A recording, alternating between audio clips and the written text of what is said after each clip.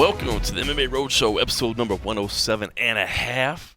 My name is John Morgan. Cold coffee? Well, I'm pretty sure he's asleep right now in Kansas City. Unfortunately, he got to be there for that amazing event, and I was at home in Las Vegas just watching, sitting in my office, watching on TV like anybody else. But I am getting to do something pretty fun right now, and that is I've got the Rizin pay-per-view on in the background, man. Can I tell you how old school this feels right now, man? It's late at night. I got the pay-per-view on. I do got a frosty beverage in my hand. Man, I gotta say, it's old school. It's old school. So, probably would have traded this experience to be there for UFC on Fox 24, as Cold Coffee was. What a hell of a card this was. Hope you watched it, because this thing was great top to bottom. We knew going in it was going to be a fantastic card, but man, did this thing deliver. It was on Fox. It was free, but this was like pay-per-view level action, man. There's no doubt about it. The meaning of the fights was there. You know what I mean? Not only was it exciting fights. I mean, you can take two random opponents and put them together and have some fun. It doesn't give you quite that excitement. But you had meaningful fights, things that really impacted divisions. And then on top of that, you had exciting fights. I mean, so you had everything that you could possibly ask for. UFC on Fox 24. Can't believe the UFC is just now getting to Kansas City. Crazy. But they did it in spectacular fashion, topped off by Demetrious Johnson. In my opinion, the best pound-for-pound fighter on the planet. The best pound-for-pound fighter on the planet. I'm sorry, no offense to John Jones, because he is a beast. But, man, Demetrious Johnson is just fantastic. And he beat Wilson Hayes, got the submission in the third round. That's right, submitted the Brazilian Jiu-Jitsu black belt in the third round to get his 10th consecutive title defense, tying in with Anderson Silva. He's tied with the record now. Man, I'm still just pumped up on adrenaline from this performance. To me, this might have been the finest version of Demetrious Johnson we've ever seen, which that's saying something. Because Demetrious Johnson is, running roughshod over people in the flyweight division. He's doing such a good job that people say there aren't talented fighters in the division, and I hate that. I hate that people say that, because there are talented fighters in the division. He's just a cut above. Demetrious Johnson is just a cut above. And, I don't know if he'll get the credit that he deserves for Wilson Hayes. We talked about it going in. The casual fan has no idea who Wilson Hayes is, but the hardcores know. And Wilson Hayes is tough. Very tough. Accomplished grappler. Ridiculously good Brazilian Jiu-Jitsu black belt. Former Elite XC champion, if you want to go way back in the day. Demetrious Johnson dominated him. Absolutely dominated. I mean, made him look like a damn amateur. And that's how good Demetrious Johnson is. This, to me, just masterpiece, virtuoso performance, just top to bottom. I just don't see how you can doubt the greatness of Demetrious Johnson any longer. This was flawless victory. This was flawless victory. And if you didn't have your respect before, I hope he has your respect now, because, man, if he doesn't have your respect now, how the hell is he ever going to get it? We're seeing his personality. He's starting to talk in interviews. He's starting to allow himself to be out there. He big-upped himself in the cage tonight. He's never done that before. He's starting to realize there's nothing wrong with saying how good I am. There's nothing wrong with saying I am the greatest champion that's ever been. And, dude, you can make that argument. You can make that argument. John Jones is still there. GSP is there. Anderson Silva's there. But even Dana White himself tonight said, I don't know that I can't argue that Demetrious Johnson isn't the greatest of all time. It's absolutely amazing. We could sit here for an hour and just talk about how great Demetrious Johnson is, but I honestly believe he's the best fighter on the planet right now, and we're starting to get in that territory where you got to start talking about him being one of the best of all time. At least one of the best of all time. He's in the conversation. If you want to have the argument that he's not, that's fine, but he's in the conversation. This is the part that I hate about it, is that people will say, well, John Jones, look at how many ex-champions he built. I hate that argument. Demetrious Johnson can't beat ex-champions. He's the only champion the UFC has ever known. And that in itself is something special. The fact that he is the only UFC flyweight champion in history, that's amazing. That is absolutely amazing. Not quite 5 years now, but getting pretty damn close. But he's the only one. So I don't think it's fair.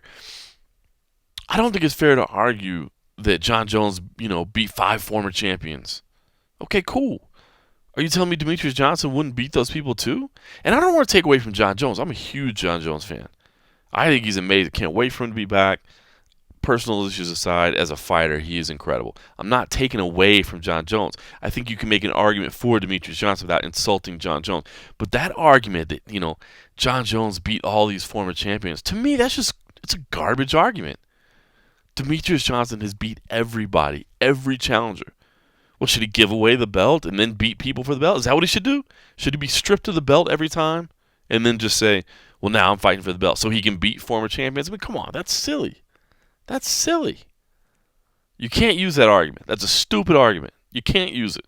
I'm sorry. I'll just rule that out now. Demetrious Johnson is incredible. And I'll tell you what else. I see the other argument that I see out there. Demetrious Johnson needs to move up to 135 pounds. He's not being challenged by these people. He needs to move up. I hate that too.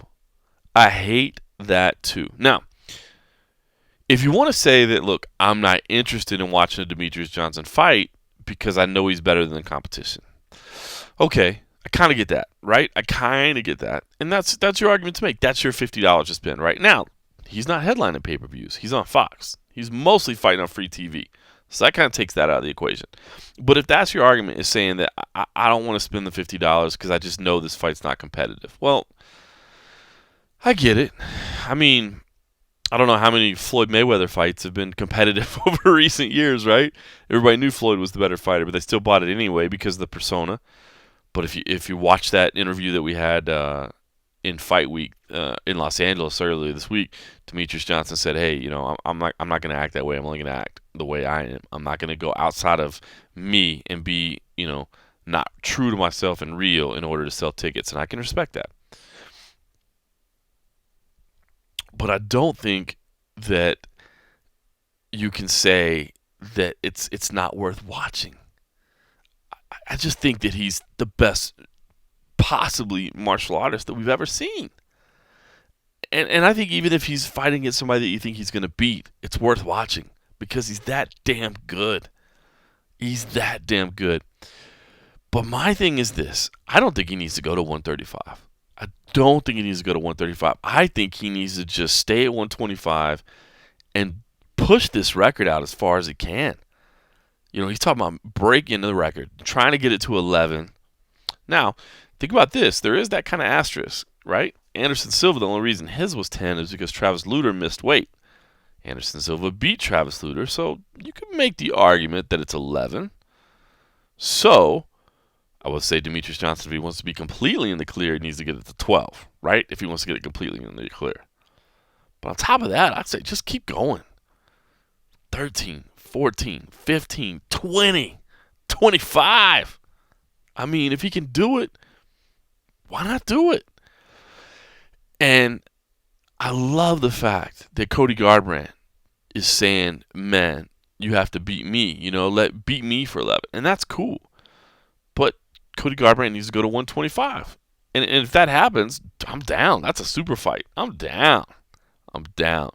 But I don't get the concept that Demetrious has to change weights to challenge himself. I just don't get that. If you prove yourself you're the best in the world at a weight class, then that's what you are.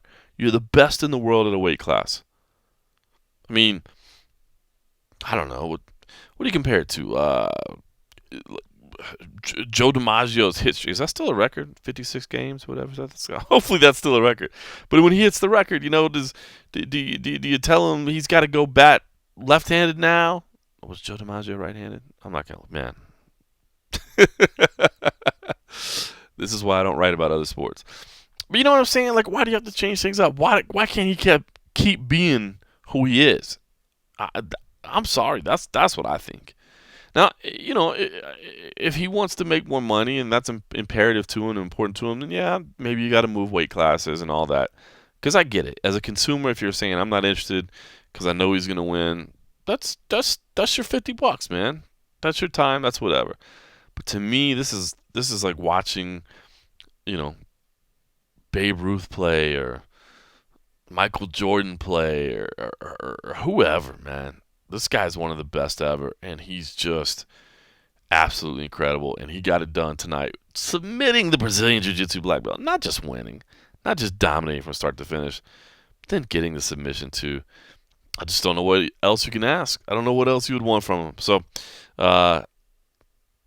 just let's pay some honor to Demetrious Johnson and get his thoughts on how this thing played out at UFC on Fox 24.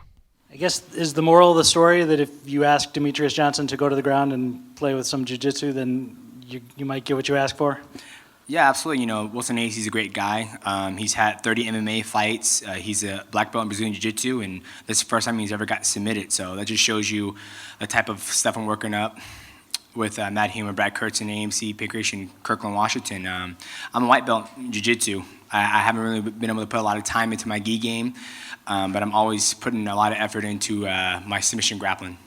I mean, we've seen you submit guys before. We've seen you submit guys with 1 second left in a 25-minute fight, which is amazing in and of itself. But as you went through your prep work for this fight, was that something that you thought was in the cards? That hey, I'll go down to the ground with him and tap him. I don't. Like I said, ever since I was an amateur, I've never put predictors on my fights. I'm well-rounded enough that if I see something, I can capitalize on that. And I think after the fight, when I got up, I looked at my coach's face. They're like, "What? Good job!" And I mean, I had the skill set to do it.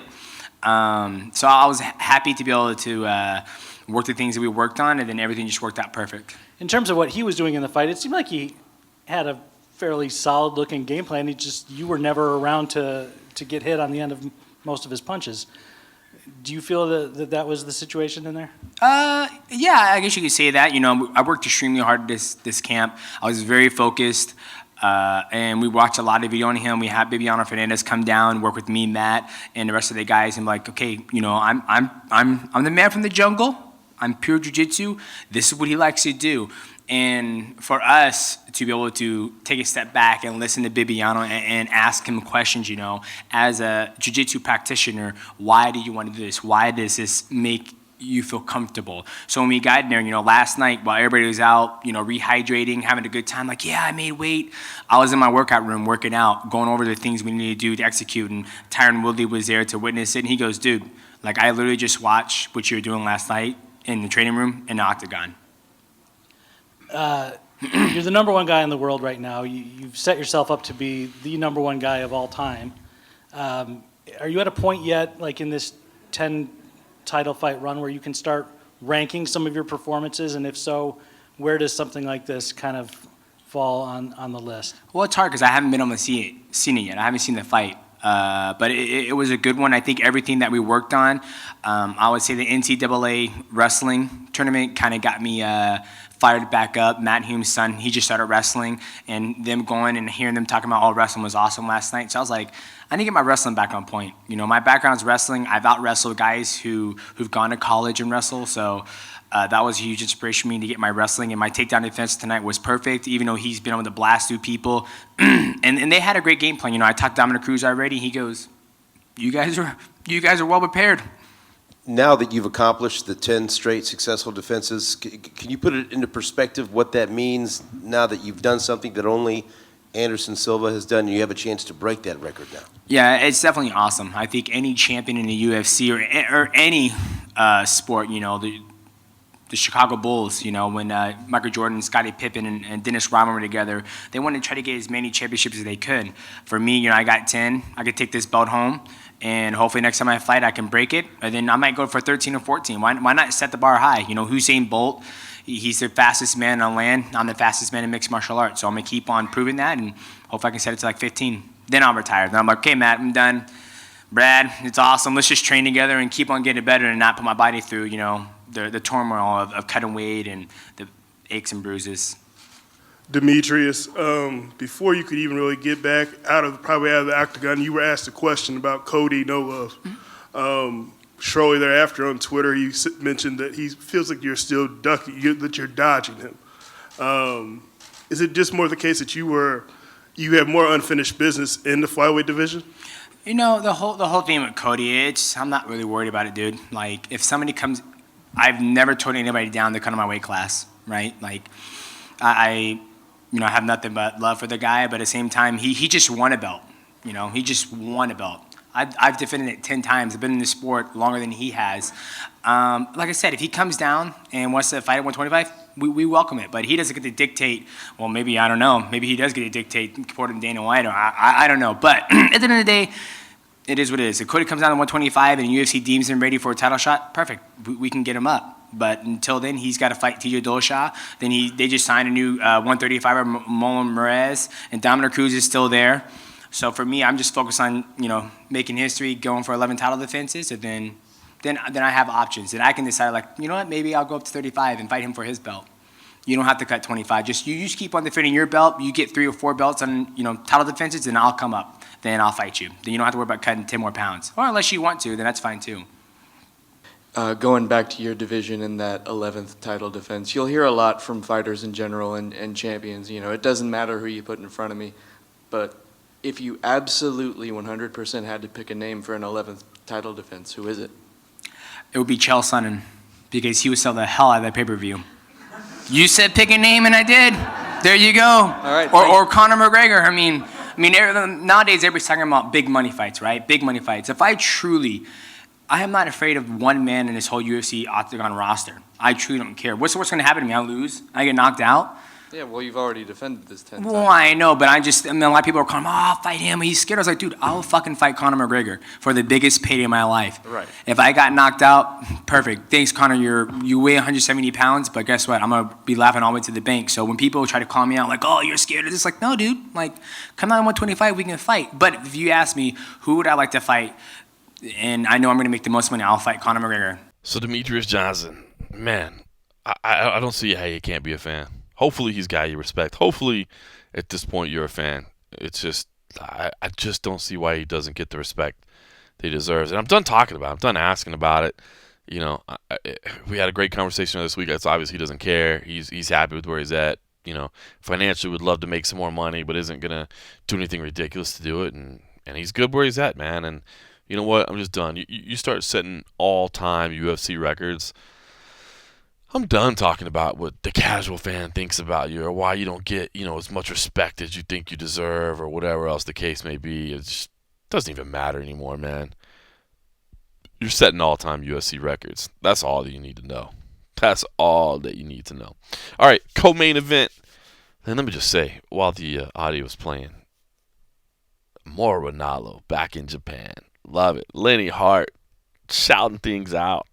Man, Rizin, doing it big, dude. I love it. All right, co-main event. Rose Namajunas defeats Michelle Waterson's second round submission. My God. How good did Rose Namajunas look? Man, I'll tell you what, going into this matchup, I was riding the Karate Hottie hype train, I guess. I always had my concerns about Michelle Waterson. Is she a true strawweight? Former atomweight champion, and she's tiny. She is really tiny. A badass, skilled, no question about it. Incredible representative of the sport. Somebody that the UFC will likely continue to market, will continue to have big fights, and wouldn't be surprised to see her at a broadcast desk or on a microphone at some point in her career. I'm not saying she needs to walk away. Don't get me wrong. I'm just saying. She's got a great image. She's well spoken. She's professional. Everything about her is fantastic. But I've always had the concerns about her size. And then you put her up against somebody like Rose Namajunas, who certainly has that kind of lanky, rangy body. And I thought it was a concern, but truthfully, I think what it boiled down to me was Rose, to me, has always had like some confidence issues, like second guessing herself a little bit, and maybe I hate to use the term choke, man. That sounds like I just hate that term. It sounds awful, but just coming up short in the biggest situations, right? And I thought this might be one of those situations where it was just a little bit too much for her. A little bit too much for Rose right now. I mean, she's still early in her career. She's still learning. And it was not. Rose looked fabulous. And the way she finished this fight, the highlight reel finish, that beautiful high kick, which, good Lord, props to Michelle for even surviving that first blow. Man, if you saw the high kick last night in the LFA event, I mean, it certainly could have been a stone cold knockout just like that. Survived it, but then Rose got down there and got the job done on the ground. And, you know, I think this was a situation, at least from my point of view, where I think I probably read too much into, mental states and intangibles and things like that. But just this is the thug Rose that I think everybody believes she can be. And that if she is this person, she's going to be dangerous. This was an incredible performance to do it on Fox, to do it against Michelle Watterson, who had a little bit of, I guess, hype behind her. Was having a little bit of momentum.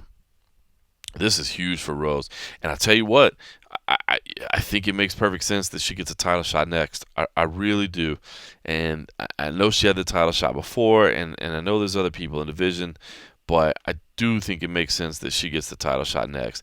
And I'll tell you what, she's dangerous. She's dangerous. Now, there are some other fighters in the division that could maybe say that she doesn't deserve it right now, but she's not ranked number one contender in the division. But I think you put her up against that UFC 211 winner between Joanna Jacek and Jessica Andrade. I think she's the right fighter for that. I mean, Gadella, if Andrade wins, I guess she can step in and say that she's got a case. But they don't fight till June. She fights Carolina Kovacevic after that fight, so they gotta wait around. Carla Esparza is in there against Marina Moroz, but Carla Esparza's star is not that great right now. Jessica Aguilar versus Courtney Kate. I mean, there are some good fights lined up at strawweight right now, but I just don't think the hype is any greater than right now with Rose Namajunas. And it's crazy because she's got that record, where she's still early in her career. 6-3 now. I mean, it's bizarre, right? But damn, she's so good. And if she can put this type of performance together, I'm telling you what, I'm not saying I'd pick her against Joanna Jacek. I don't know how you pick anybody against Joanna Jacek right now. She's Joanna champion, right? She's a beast. But man, her size, her range, the way she's built, that ranginess is going to cause some issues for anybody in the division. And that grappling ability that she has, the scrambles that she creates, I don't know, man, just her approach to it. When she's on, she's on.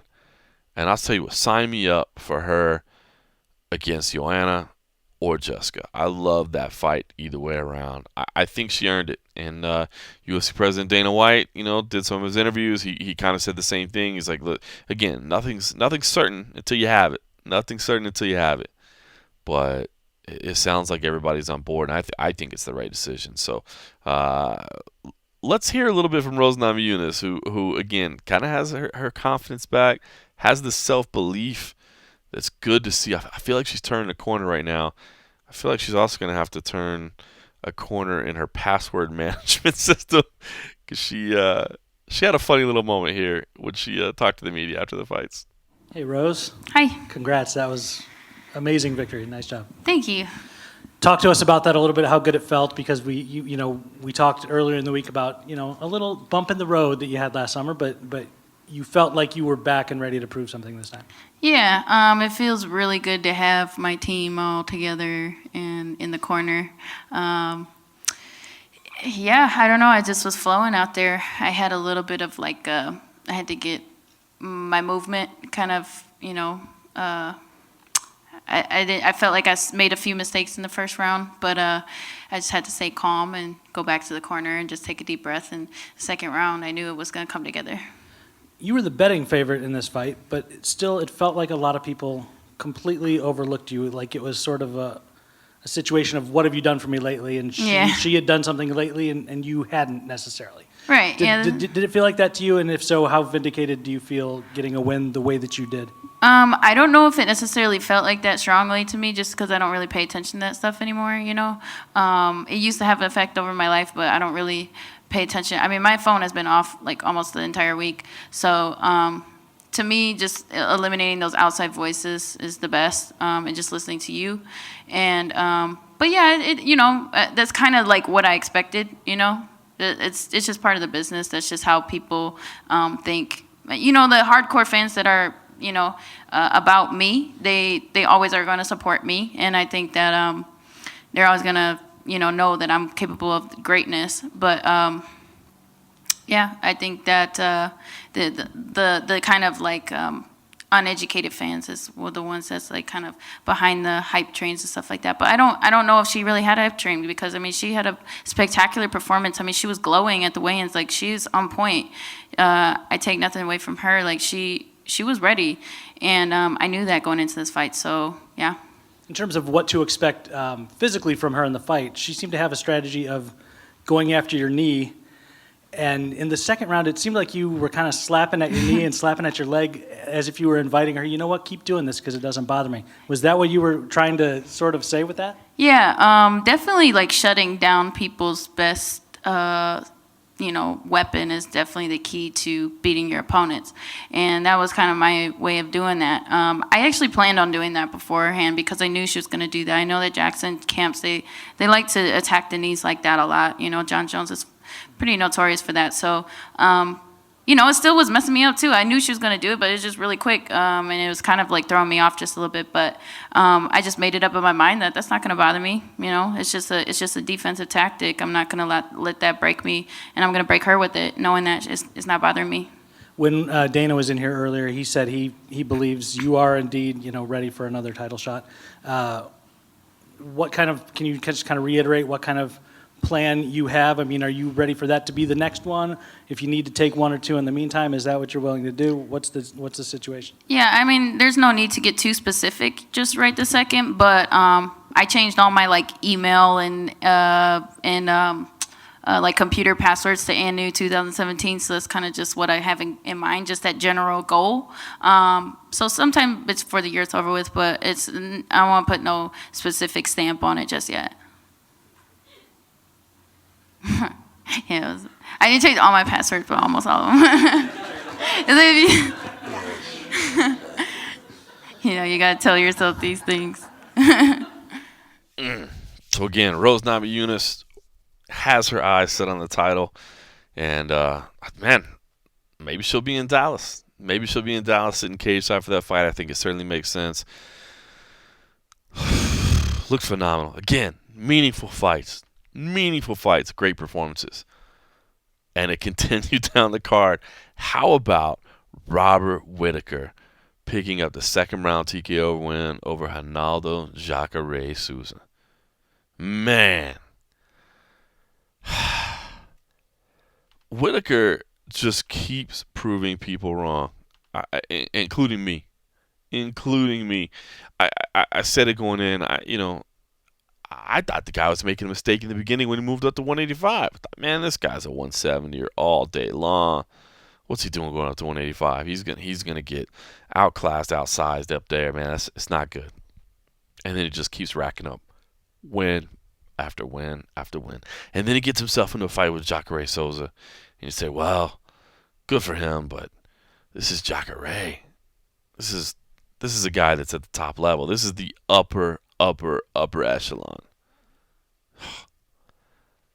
Whittaker just destroys him.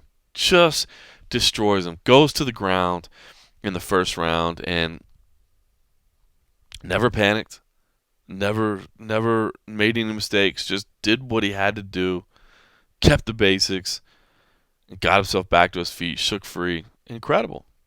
And it's funny because a lot of discussion going into this fight was about the fact that, Souza was going into the final fight of his deal. Was it going to go somewhere else?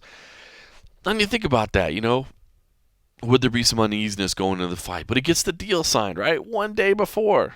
one day before the deal signed, so you're like, okay, man, everything is in Souza's corner right now. He's been, he's right there, and it doesn't matter. It doesn't matter. Whittaker came out and looked absolutely incredible, and still so young, 26 years old, and just beat Jacare. Man, it's interesting because the middleweight division is so convoluted right now. We know that George St. Pierre, Michael Bisping is going to happen. I hope it happens in July. And that's no offense to George St. Pierre. I know he's trying to push back to later in the year, and no disrespect to him for doing that, but this fight made sense if it happened in the summer. If it puts everybody on hold in the fall, I know it's amazing to see GSP back, and I know it's, would be a chance of history for him to hold a title in a second weight class, but I gotta be honest, man, if this thing's gonna happen in the fall and hold everybody off, man, you are doing a great number of people a disservice. And I get it, GSP's a legend. He's earned the right to do whatever the hell he wants to do. But you are doing a lot of people a disservice. I mean, I've got to think Yoel Romero would be okay with fighting Robert Whittaker. I got to think Yoel Romero, again, would probably push for an interim title fight. But I've got to think Yoel feels good about the matchup with Whittaker. Maybe more so than he did was Jacare. I mean, Jacare, the way their styles come together, Jacare has the potential to be the answer to Yoel Romero, right? And I scored the first fight for Jacare anyway. So I could see Yoel Romero being a little hesitant to take that. I could see him being less hesitant. And again, no disrespect to Robert Whittaker. Maybe this is just a case of continued underestimation of him. But I got to think that Yoel will be pretty comfortable taking him. But I don't know. You got Luke Rockhold coming out saying that he would like to fight Robert Whittaker in July. I like that matchup. a lot. Some good fights out there. Here's the other thing I find pretty interesting. Not sure if you saw social media or not, but Michael Bisping quickly took to Instagram and was sure to speak to all the Jacare fans and tell people to get off his Instagram. Was rude in the way he presented it. But, it's funny because Whittaker's probably a better matchup for Bisping, right? I mean, if Bisping had to fight one of those guys, he'd probably take Whittaker over Jacare, right? Things just keep falling in Bisping's way. And Whittaker has the fact that they were supposed to fight in Australia.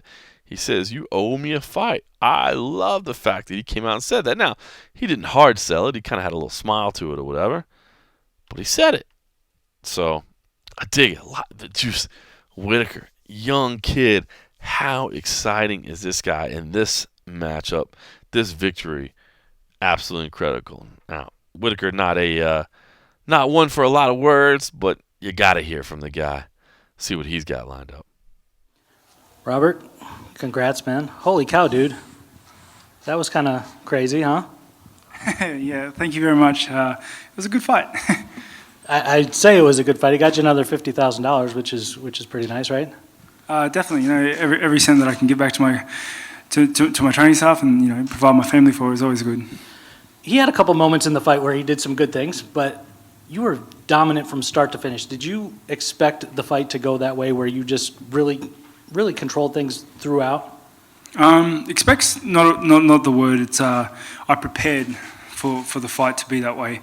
I've been training countless hours, in the gym, out of the gym for this fight, and we went through all the situations and scenarios that could possibly happen, and we drilled them, and this was a scenario that arose, and I had been working that, and I executed a game plan. When you hurt him, do you remember the first time that you hurt him in the fight, and did you feel anything kind of go out of him at that point? Could you feel that in the fight? I think it might be a fighter thing, or maybe it's part of who I am, but I know when I've hurt my opponent. And when I know I've hurt my opponent, I know how to keep hurting my opponent. I know how to use that to my advantage. And, I did that. Did you feel overlooked at all? I mean, I think if you look at the betting numbers, he was like a 3-1 favorite or something like that. So that would seem to say that the odds makers were overlooking you, even if some of the fans might not have been. But Did you feel that going into the fight, and did that put any kind of a chip on your shoulder? Not at all. The odd makers don't know who I am. I live in Australia. I train out of there. I stay down there. I'm so far away from everywhere else. But I don't think Jacare overlooked me either. He's a veteran of the sport. All props to him, and he would have taken me seriously from day dot. And but it just is how it went. Obviously, you mentioned in the cage afterwards that you'd be interested in a fight with Michael Bisping. That's probably not in the cards immediately. What kind of plans do you have then in terms of getting to a title shot? I mean, do you take 2-3 fights, whatever it takes, in the meantime before that title picture clears up, or do you sit back and chill? That's the discussion I have with my corners and stuff. But I'm on my title run. I'm on my run. I want that belt. Bisping owed me a fight. If he's tied up or if he loses it or whatever, I want that belt. Wherever it goes, I want it. Robert, at one point, Jacare took you down and took your back briefly. What was going through your mind right then? And then when you were able to escape, how much did it help your confidence? I don't know if it helped my confidence in the match per se. It's I had been working countless hours, with Alex Parates and Hugo Nunez. They've been drilling me in the worst situations, and I knew to stay calm, collected. He has to keep me there, and I know how to wrestle, I know how to grapple, and I just got to get back up. Luke Rockhold has offered to face you at July at UFC 213. Is this something you'd be interested and ready for? It's news to me. You told me. Well, I'm telling you, he tweeted it out to Arawani, and so I'm passing the information along. It's cool, but it's too fresh. I got to get back home to my kids. I got to see my wife. Let me see my family first. You know what I mean? It's a bit rushed. It's too much to process at once. So Robert Whittaker, man, kid just keeps getting better and better. Fun to watch this young talent rise up the ranks, man. It's this was the coming out party, man. You beat Jacare. It's not a joke anymore, man. It's not a maybe.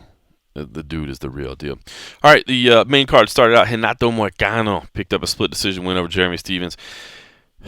Bit of an odd fight, right? I mean, Moicano fought smart. You're not going to stand right in front of Jeremy Stephens. You got to move, right? You got to move around. You got to create angles, escape, that sort of thing. Crowd definitely didn't like it. And this was a great crowd. Man, Kansas City crowd was phenomenal all night. Big venue, big crowd, but they were loud. But you can't. They didn't like this one. There were a lot of boos coming through it. I was sitting here at home in Las Vegas and could pick up on that. It was funny because I was watching at home and not doing a play-by-play, and I didn't have to. I could kind of soak in social media a little bit, and it was funny to see the reaction on social media, the split.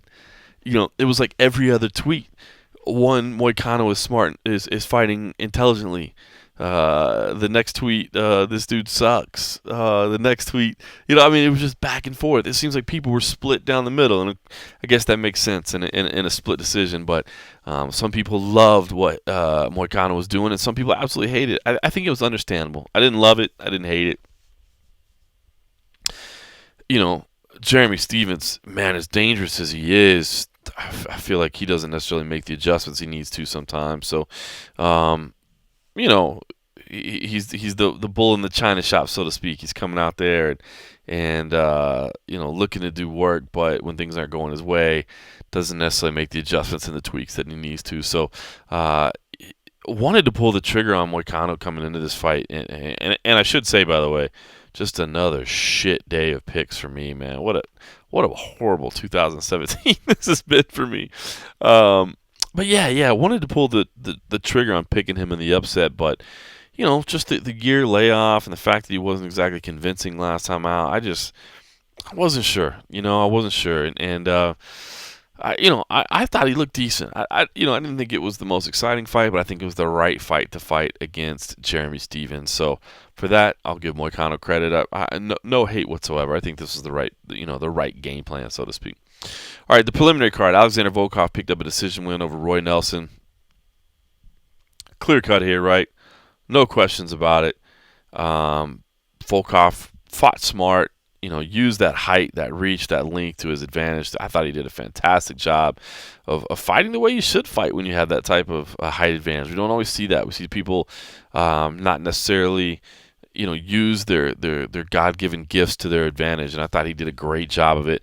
I also thought Roy Nelson, is just what Roy Nelson is at this point. I don't think Roy Nelson's heart and head is in it right now.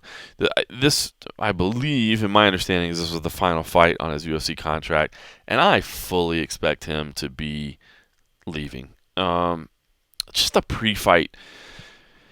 The pre-fight social media slamming of the UFC, saying that they're not promoting the fight. And I'm not saying he doesn't deserve to have that question. He does. He does. And I've had conversations with, I know he believes it. I've had conversations with him behind the scenes as well. And I know he definitely thinks the UFC isn't promoting him right and not promoting his fights the way they should.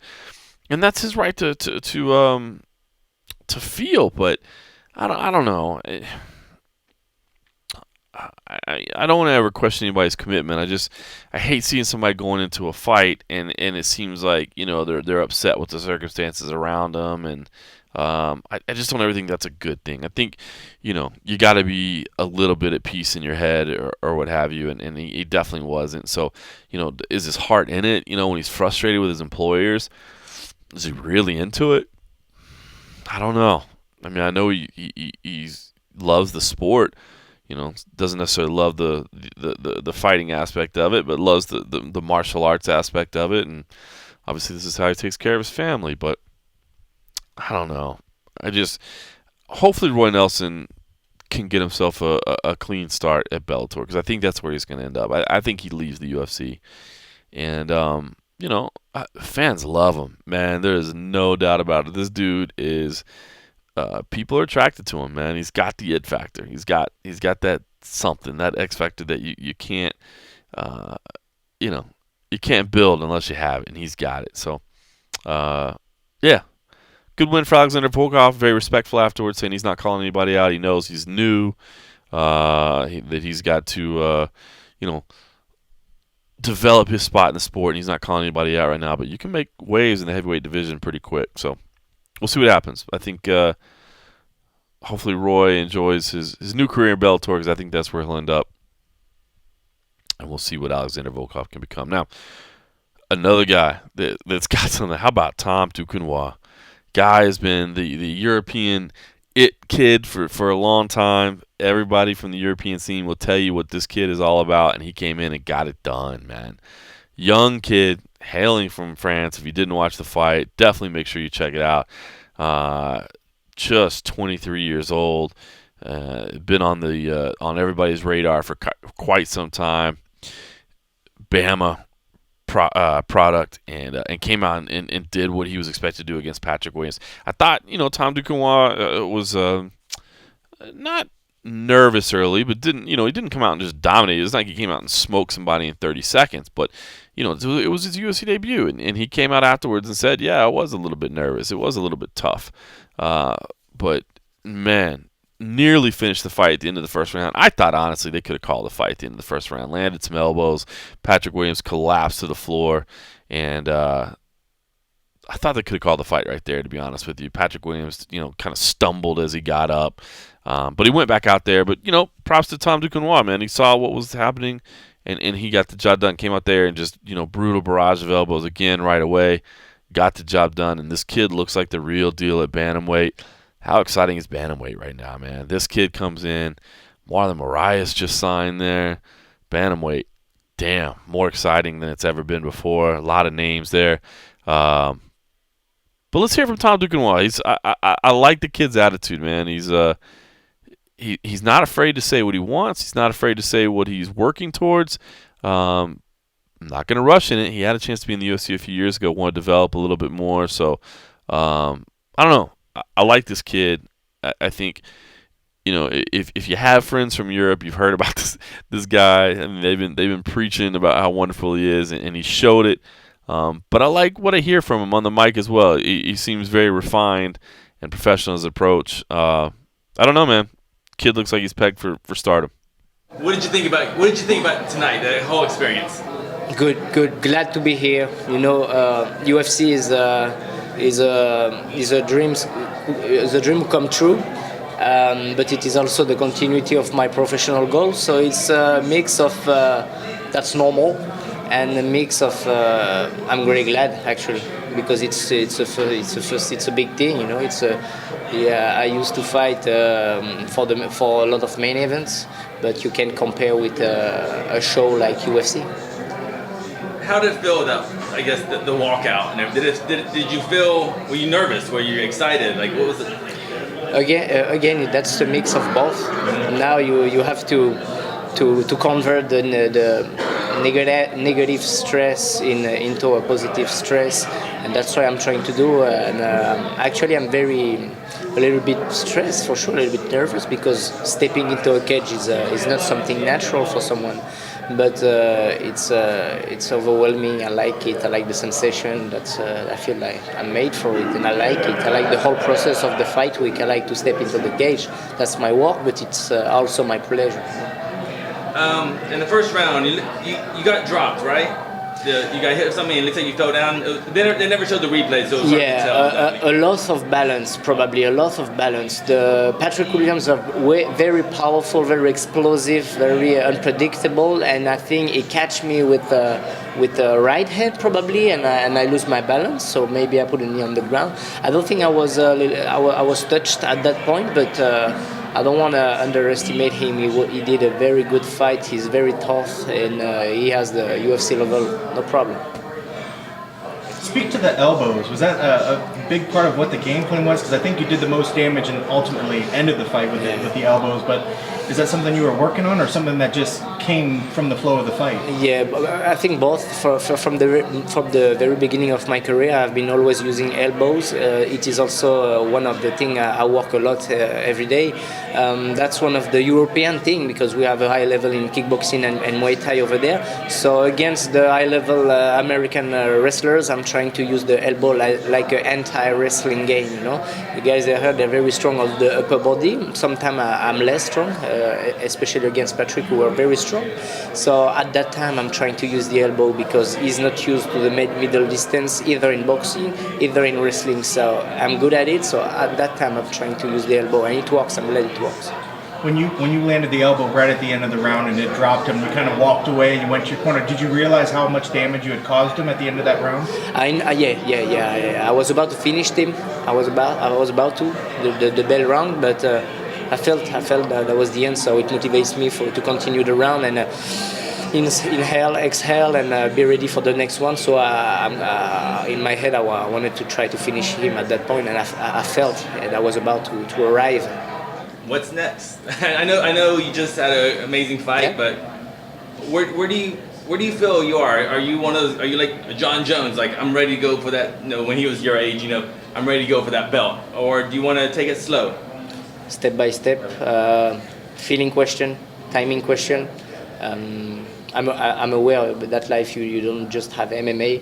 MMA is my main thing, my professional goals, and I will do everything to get the belt as soon as possible. But in another way, you have to respect certain steps, either psychologically, experience, and technically. So I want to do the things step by step as I always did in my career. So I will be sure to win the title. You know? So big things happening in the bantamweight division, and man. Maybe a new star was born. We'll see what Duquesnoy. All right, Rashid Magomedov picked up a split decision win over Bobby Green. Not a great fight. Just not a whole lot of pace there, to be honest with you. Magomedov has an impressive record in the UFC, but admitted afterwards that his contract is up and really doesn't know where he's going to go next. Would not be surprised to see if he's one of those guys that doesn't get a contract offered to him. And I don't mean that disrespectfully, but we know the UFC is trimming fighters, and here's a guy that has gone to a decision I think 5 out of 6 times in the UFC. Doesn't necessarily have a huge fan following, so to speak, and might find himself being a little too expendable. And Bobby Green, man, how do you not like Bobby Green? I mean, his interview with Matt Erickson earlier in the week where he talked about his baby mama drama and all that. I mean, the guy just wears his heart on his sleeve. But just doesn't seem to turn it up sometimes when he needs to. So, fight was not great, but Rashid Magomedov took home a split decision win. No problem with that. Tim Elliott, Louis Smolka was the opposite of that. Good Lord, was this fun, man. Two flyweights just going at it. We had a feeling this could be fun, right? I mean, two high-pace, scrambling flyweights. Thought it could be a lot of fun, and it was everything it lived up to. It did get Fight of the Night honors, and deservedly so, man. That was a just non-stop battle. Tim Elliott, the rightful winner here. One of those fights that, 30-27 on all three cards, but just doesn't even begin to tell the story of what was happening in this fight. Just a classic. I mean, Dana White comes out afterwards and said that's kind of one of those once-in-a-lifetime type fights. Amazing. It was a lot of fun. Worth going back and seeing if you missed it. Definitely put that one on your list of fights you need to watch. Elliott, man, again, you're talking about guys that Demetrious Johnson has already beat, right? But it's not fair to say they're not talented. It's just not. But this was a great fight, and I think it did show the fact that there is talent in the flyweight division, but Demetrious Johnson just a cut above them. All right, the Fight Pass prelims, Aljamain Sterling picked up a unanimous decision win over Augusto Mendes Tanquinho, who, by the way, Tanquinho just fights nobody but beasts in the UFC. Respect the hell out of him for trying to test himself early on, but good Lord, man. Push for an easier fight. But Aljamain Sterling to pick up the decision win, 29-28 in all three cards. Augusto definitely tired as the thing went on, but Aljamain, big win for him. Very emotional afterwards. You could see, kind of a tear in his eye a little bit as he collapsed to the ground. This was a huge one for him. But I still think Aljamain has a lot of talent. I really do. Speaking of that bantamweight division, I think he is a legitimate prospect. I think he's gotten some hate along the way for whatever reason. I don't know if it's because he had height, because he was a little bit cocky. Is it the gold chain? Is it I don't know what it was, but he's definitely got some hate along the way. But I think he's definitely got some talent, and I think he's definitely got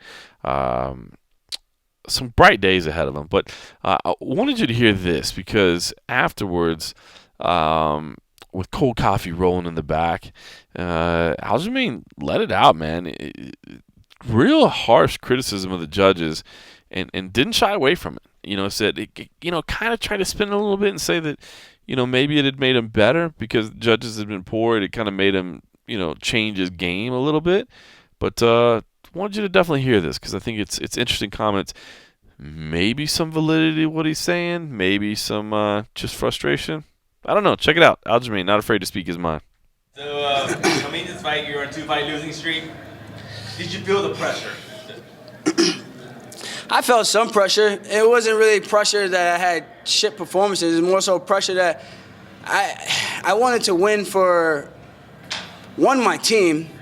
Two, I started coming out to the Jamaican flag with the Jamaican colors, tribute to my motherland. I'm born in the U.S., proud American. My parents and their parents are born in Jamaica.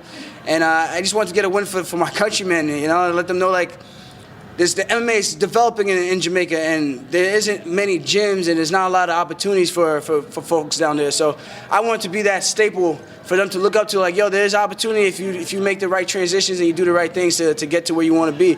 So I felt like there was a lot riding on this fight in terms of being that what would you call it, that figure for these guys to look up to, and my family, my friends, my team, and it felt great to go out there and finally get my hand raised again. I felt I haven't had my hand raised since 2015, December 9th against Johnny Eduardo, man. Goddamn, that was a long time ago. We'll talk a little bit about during the fight. It seemed like you were pretty much having your way. How soon into the fight did you feel comfortable you can keep it standing? Because I think at one point we thought you'd throw a lot more leg kicks, but it seemed like you were comfortable and you wanted to keep it standing and throwing arms. It was, people, I realized judges don't understand what the hell kicks are doing. So I threw a lot less kicks than what I'm really accustomed to, and I had to change my fight style to adapt to what the judges understand, because their lack of experience and lack of knowledge of the sport and what leg kicks and what body kicks do, And people can say that's disrespectful. I don't give a shit, man. If you don't know what the hell the martial arts are, why are you a judge? So now I got to adapt my style because you're not smart enough to comprehend what's actually taking place in the octagon. And don't get me wrong, there's a lot of fights where it's just a ton of confusion, and I don't even know how to score the fight. And it's just like, you just do a coin flip. Whoever wins or call it a draw. There's not enough draws. People don't understand kicks. They don't understand grappling exchanges. I had 29-28. I thought I won all 3 rounds. He had me in a body lock against the cage in the second round and did no damage there. I'm slapping him in the face. I'm prying his face up. I'm stomping his feet. I'm like, I took him down and I start going off with the hammer fist and everything. I'm like, man, I think I stole that round back for him just stalling out the action. But it is what it is. I forgot what the question really even was before I just went off on that rant. But yeah, I threw a lot more punches. And I think if I had just done that a little bit more against the Sunset, it would have been easier for the judges to understand who was actually winning the fight. I don't think anything was different from this fight and the fight against the Sunset. I think I used my footwork, my feints.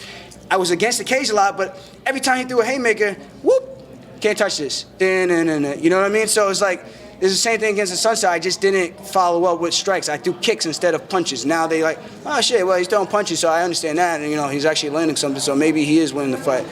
To me, fighting is, I'm the matter, I'm Ole, this is Toro, you swing and you miss, and then he landed some good shots. I think I landed some good shots. I thought the crowd was into it.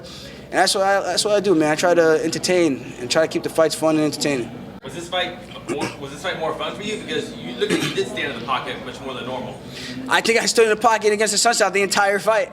And it was to a point where I let him swing and he wasn't even trying to swing. So, yeah, I guess I did stay in the pocket once again, but I think I just threw more punches instead of kicks. Because Sunset was throwing stuff and I was countering and throwing kicks. This time he was throwing stuff against Mendes was throwing stuff and I was countering and throwing punches. I was slipping and throwing punches.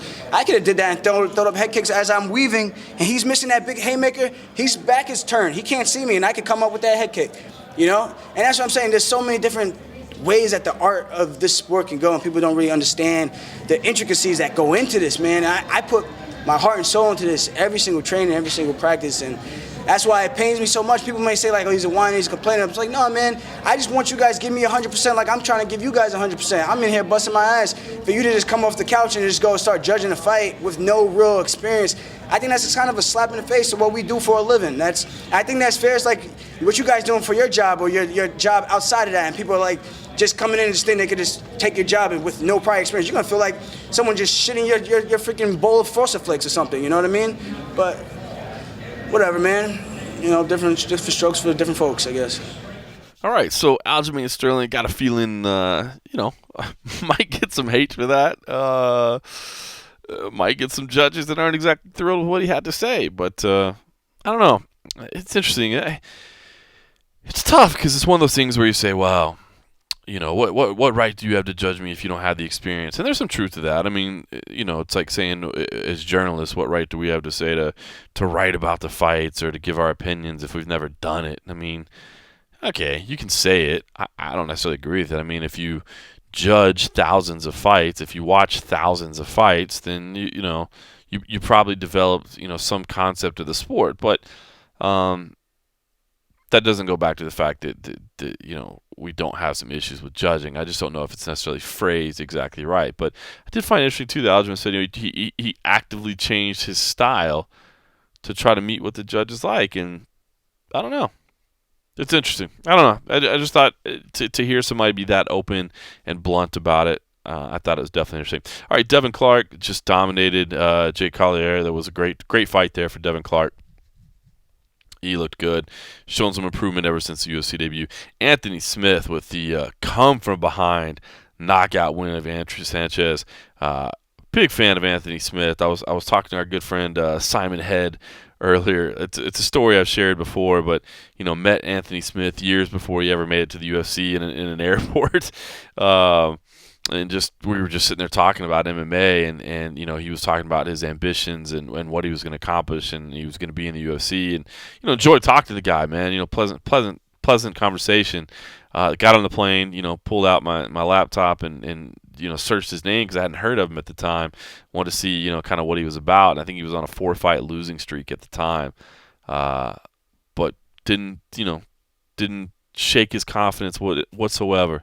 Didn't change at all where he said he was going to be and what he thought he could accomplish. And sure enough, a few years after that, he made it to the UFC. And I've just been a big fan of the guy. It's a guy that can have that kind of self-belief and that kind of confidence, even in the midst of a losing streak and saying what he's going to accomplish. I've always been a huge fan of this guy, and did it again. losing to Andrew Sanchez, no question about it. As he said rather eloquently, in his fight, he was getting tagged by the right hand because he's worried about the takedown. And the entry to a takedown and an overhand right look a lot the same. And Anthony Smith was just getting fooled by that and getting tagged. And he finally made the adjustments. And, yeah, big win for Anthony Smith, man. Losing down on the cards, comes back. That's him in a nutshell, man. This guy just doesn't give up. He says, you will never break me. You can't shake me. And sure enough, he lived up to it. Fantastic. Zach Cummings, the technical submission win, guillotine choke over Nathan Coy. Zach Cummings was fired up. The local guy was a little frustrated that he was on this position on the card, but got the submission win. Big win for him. Zach Cummings is a tough guy that I think definitely doesn't get the respect that he deserves. But I wanted to play this for you because, if you watch this fight, incredibly late stoppage. He tapped out Nathan Coy. Didn't tap him out. He choked him out, I should say. The choke was definitely in, and Nathan Coy was out, and referee Mike England didn't see it. Was very late to the party. But Zach talked about it afterwards. And he said, listen, even I don't like this. It scares me. It's scary, but I've had situations in the past where I've let chokes go, and then guys recover. And because of that, this is what I have to do. I'm not going to stop until the referee stops me. And I don't know, man. I found it to be very interesting. I want you to hear it directly from him because I think what he's saying is fair. I mean, that's the rules, right? Protect yourself at all times. Don't stop unless I command you to stop. You go until the referee tells you to stop. But when and he said very clearly, I knew he was out. He said, Zach said, I knew Nathan Coy was out, but I had to keep the choke on anyway. It's weird because just black and white, it sounds pretty dirty, right? Like, it sounds bad. Like, wait, you knew the guy was out and yet you hung on to it? It sounds rough, right? But what he's saying is true. I don't want to get, cost a victory by a referee not seeing something. So, I don't know. I found it intriguing. I was working here from home in Las Vegas, and I was editing the stories that are the audio and the stories that are getting ready for tomorrow. And I don't know, this quote kind of caught my attention. Let me know what you think. How quickly did you know that you had that choke? Immediately. Once I had my arm all the way sunk around, I knew there was no getting out of it. I didn't know if the time might run out. I didn't know how much time was left, but I knew it was getting down towards the end of it. So as soon as I stepped over, I knew it was over. He was out, I think, quite a while before they actually stopped it. So I knew I had it immediately, but I was just happy to get it before the bell rang. Did you feel him go limp? Yeah, I saw his arm go. His arm just went limp, and I saw it physically, and then I could feel him a little bit. But I knew it was out, but, I don't stop till the rest stops me, so I'm not going to mess up. Did you feel any taps?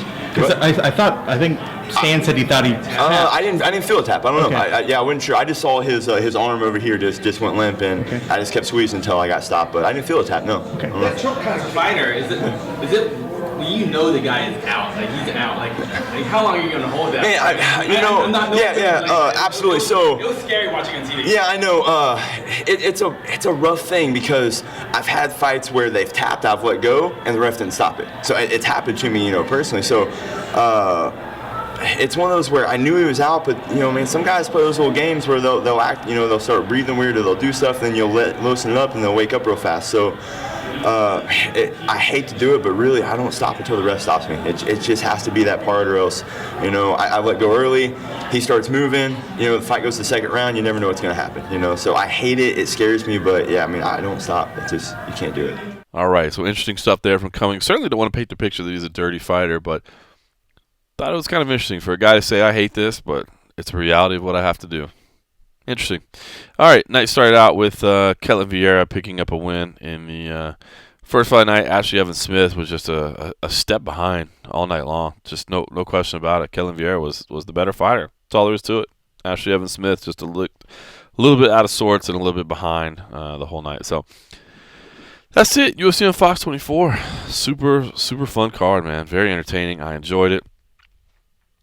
And I enjoyed it from home. But I promise the MMA Roadshow is getting back on the road. Me and Cole Coffee back together next week. We'll be in Nashville for what looks to be another fun card. We'll get into that next week. We'll get into some other stuff as well. But Well, finally back on the road. I spent enough time at home, damn it. Glad to have my family back, but it's time for me to get my ass back on the road. Putting the finishing touches on all the trips coming up after that. So while we've been at home for a little bit, that's going to change dramatically. We've got Sweden, Rio, Auckland, Singapore all coming up really, really soon. So we'll get back on the road and have a little fun. Anyway, that was UFC on Fox 24. I'm gonna go back and watch some Rizin over here, man. I've been paying attention in the background. I've been turning some volume on during the interviews, just so I could hear the call of more Ronaldo and Frank Shamrock. It's man, it's like a blast from the past, man. Just reminiscing. I tweeted earlier, it's like being in a time machine, man. I feel like I'm back in the day, man. This feels like watching Pride back in the day. So hopefully you get to check a little bit of that out too, or at least check out the highlights, because it is starting to get pretty late at night. And tomorrow's Easter, got to celebrate with the family. But in the meantime, I'm gonna watch a little Japanese MMA. Send this off to Cold Coffee so he can get the edit done and get this thing posted. And like I said, the crew will be back together next week. You can hear from Cold Coffee. I know you don't want to hear from me. You just want to hear from that guy. So anyway, hey, if you checked it out, I appreciate it. Thanks for listening.